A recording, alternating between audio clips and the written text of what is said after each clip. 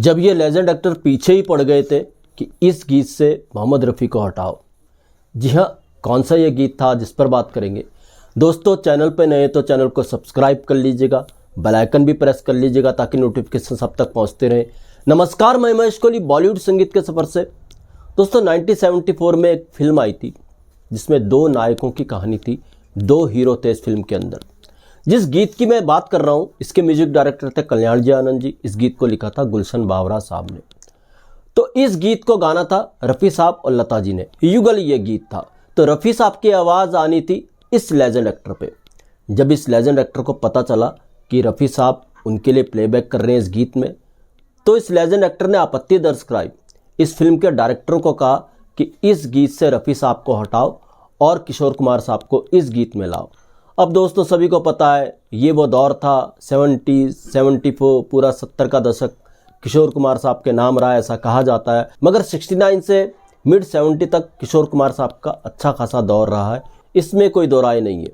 तो दोस्तों, जब इस लेजेंड एक्टर ने कहा किशोर कुमार से ये गीत गवाओ, मोहम्मद रफ़ी को इस गीत से हटाओ, तो इस फिल्म के जो डायरेक्टर थे उनको बड़ा विश्वास था इस गीत पर कि रफ़ी साहब ही इस गीत के साथ इंसाफ कर सकते हैं। उन्होंने समझाया इस एक्टर को, देखिए ऐसा नहीं हो सकता, ये गीत रफ़ी साहब के लिए बना है और वही इसको अपनी आवाज़ देंगे।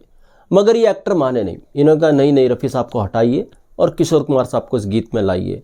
तो खैर साहब, जब ये जिद करने लगे तो कल्याण जी आनंद जी तक ये बात पहुंची। कल्याण जी आनंद जी को भी कहीं ना कहीं ये पता था कि इस गीत के साथ इंसाफ रफ़ी साहब ही कर सकते हैं। कल्याण जी आनंद जी ने भी समझाया, बहुत लोगों ने समझाया, मगर ये लेजेंड एक्टर माने नहीं। तो इसके डायरेक्टर ने एक हल निकाला। तो इस डायरेक्टर ने कहा इस लेजेंड एक्टर को इस गीत को रिकॉर्ड हो जाने दो, बाद में देखते हैं। तो खैर साहब, इस तरह से ये युगल गीत रफ़ी साहब और लता जी की आवाज़ में रिकॉर्ड हो गया। जब ये गीत अच्छा खासा रिकॉर्ड हो गया और गीत कमाल का रिकॉर्ड हुआ, सबको अच्छा लग रहा था रफ़ी साहब ने क्या गाया है। जाहिर सी बात है, रफ़ी साहब तो रफ़ी साहब थे, तो सबको ये गीत कमाल का लग रहा था। इसके म्यूजिक डायरेक्टर हो, चाहे गीतकार हो, चाहे ये डायरेक्टर हो।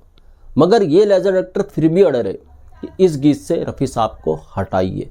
तो ये जो डायरेक्टर थे इस फिल्म के, उन्होंने फिर समझाया इस लेजेंड एक्टर को कि ऐसा नहीं हो सकता, ये गीत रफ़ी साहब की आवाज़ में अच्छा लग रहा है, अगर रफ़ी साहब को इस गीत से हटा दिया तो फिर ये गीत अच्छा नहीं लगेगा। मगर ये फिर भी अपनी जिद पर थे कि रफ़ी साहब को हटाओ और इसमें किशोर दा को लाओ। तो खैर साहब, बात जब नहीं बन रही थी, जैसा मैंने कहा, दो नायकों की ये फिल्म थी, दो हीरो इस फिल्म के अंदर थे।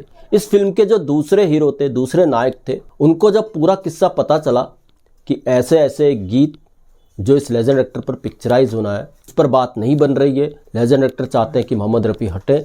तो जब दूसरे हीरो ने इस गीत को सुना, वो भी भौचक्के रह गए, अरे यार ये क्यों चाह रहे हैं कि इसमें से मोहम्मद रफ़ी की आवाज़ हट जाए। तब इस दूसरे हीरो ने समझाया इस लेजेंड एक्टर को रफ़ी साहब की आवाज़ ज़रूरी है इस गीत के लिए, और रफ़ी साहब की आवाज़ में ये गीत रहेगा तो गीत सुपर डुपर हिट होगा, इसको यूं ही अपने ऊपर पिक्चराइज होने दो।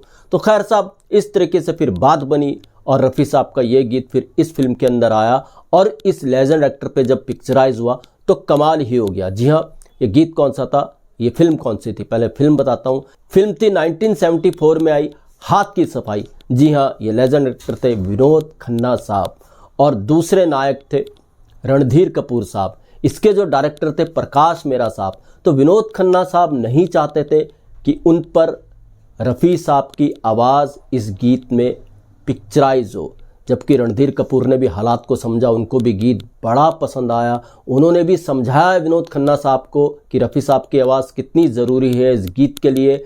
और ख़ासकर इस फिल्म के जो डायरेक्टर थे प्रकाश मेहरा, इस गीत में रफ़ी साहब की आवाज़ को रखने में जो हाथ था, इन्हीं का था, प्रकाश मेहरा साहब का था। प्रकाश मेहरा साहब अड़ गए, टस से मस नहीं हुए, विनोद खन्ना की उन्होंने एक भी नहीं सुनी और इस तरीके से इस गीत में रफ़ी साहब की आवाज़ उन्होंने जारी रखी। और बाद में ये युगल गीत, रफ़ी लता का युगल गीत, इतना ज़्यादा सुपर डुपर हिट हुआ, आज भी इस गीत का सच में कोई तोड़ नहीं है। जी हाँ, ये गीत था वादा कर ले साजना, तेरे बिना मैं न रहूं, मेरे बिना तू न रहे, ना होंगे जुदा, ये वादा रहा। वादा कर ले जाने जा, तेरे बिन मैं न रहूं, मेरे बिन तू। इस तरीके का ये गीत था और ये गीत रफ़ी लता के जितने भी टॉप मोस्ट रोमांटिक सॉन्ग्स हैं, सॉन्ग्स के टॉप पर ये सॉन्ग आता है। इसके बिना रफ़ी लता के युगल गीत अधूरे हैं।